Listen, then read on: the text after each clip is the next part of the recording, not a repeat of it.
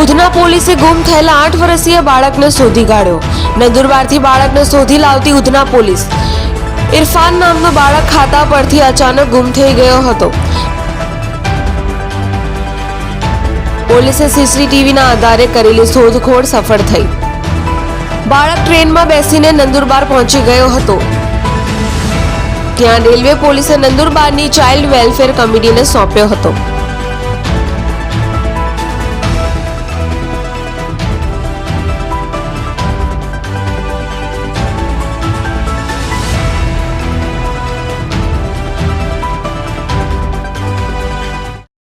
आपका नाम क्या है? हकीम मियाँ। लड़के का क्या नाम है और कब ये निकल गया? इरफान ये निकला परसों दोपहर को 12:23। कैसे निकला था?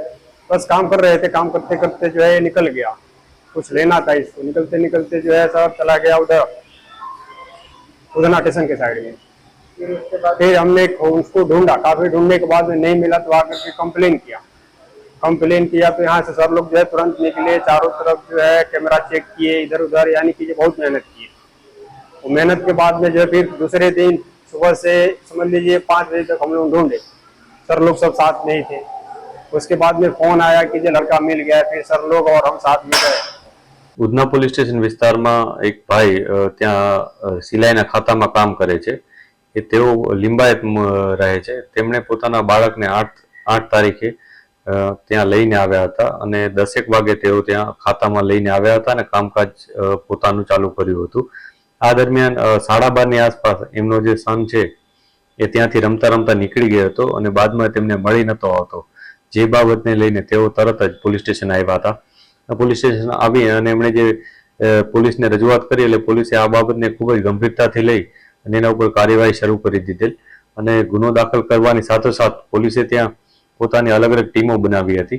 એમાં 4 ટીમો બનાવી અને સીસીટીવી ફૂટેજ જોવાના ચેક કરવાના ચાલુ કરી દીધા હતા અને સીસીટીવી ચેક કરતા કરતા પોલીસને એટલી ખ્યાલ આવ્યો કે આ વ્યક્તિ આ જે નાનું બાળક છે એ રેલવે સ્ટેશન બાજુ ગયો હતો।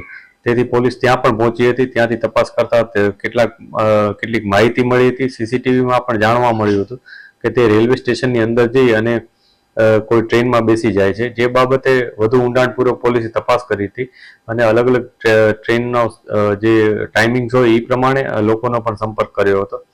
છેવટે પોલીસને ખબર પડી કે આ બાળક નંદુરબાર ની ટ્રેનમાં બેસેલ છે એટલે પોલીસે તરત જ નંદુરબાર રેલવે પોલીસનો સંપર્ક કર્યો હતો। રેલવે પોલીસમાંથી જાણવા મળ્યું કે આ બાળકને ત્યાં આવ્યું છે એટલે એ લોકોએ તેને ઉતારી લીધું હતું અને આ નાના બાળકને તેઓએ ચાઇલ્ડ વેલફેર કમિટી નંદુરબારને સોંપી દીધું હતું। પોલીસે ઉધના પોલીસ ત્યાં પહોંચી હતી તત્કાલ અને નાના બાળકનો કબજો લીધો હતો, એનું ચેક કર્યો હતો, એથી એને કોઈ ઈજા કે અન્ય કોઈ તકલીફ પડી છે કે નહીં એ પણ પૂછ્યું હતું। જે એકદમ સહી સલામત બાળક મળી આવ્યું હતું જેથી પોલીસ ત્યાંથી લઈ અને તેને પરત લઈ આવ્યા હતા પોલીસ સ્ટેશન અને એમના મા બાપને સોંપ્યું હતું। આ સાથે સાથે એના મા બાપનું અને બાળકનું પણ કાઉન્સેલિંગ કરવામાં આવ્યું હતું કે ભાઈ એ આવી રીતના નહીં કરવું જોઈએ, એને શું ધ્યાન રાખવું જોઈએ, કોઈ પણ કંઈ સમસ્યા થાય તો શું તકેદારી રાખવી જોઈએ, એ તમામ બાબતે બાળકનું અને એના પરિવારજનોનું કાઉન્સેલિંગ પણ કરવામાં આવ્યું હતું। પ્રતિક ડોલી, જનસાક્ષી ન્યૂઝ, સુરત।